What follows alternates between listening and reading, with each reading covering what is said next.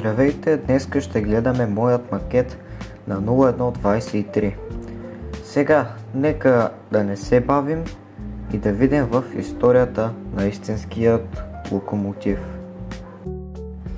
0123 е произведен в локомотивната фабрика SLM Winterthur в Швейцария през 1935 г. Той е представител на най-масовата серия бързоходни локомотиви в историята на българските железници. Първото му възстановяване се извършва през 1988 г. по повод 100 години БДЖ, а след това е реставриран за втори път през 2003 г. Той дърпа атракционни композиции. Макетът ми има принтирани табелки, номера. Нейната конфигурация е 1.4.1. Има комин, тръби и други детайли като тръбите за пясък.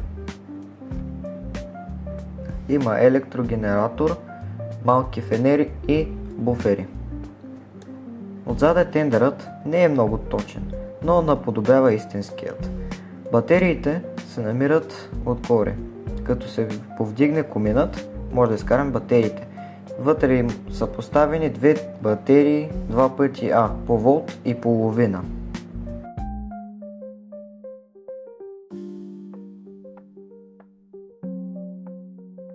Го в ръцете ми за по-близък оглед.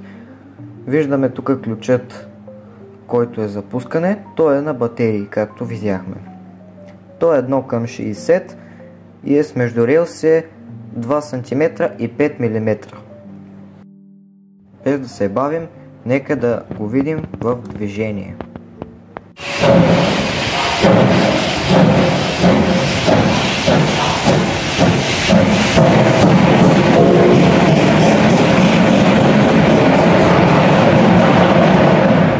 За гледането, пожелавам ви приятен ден!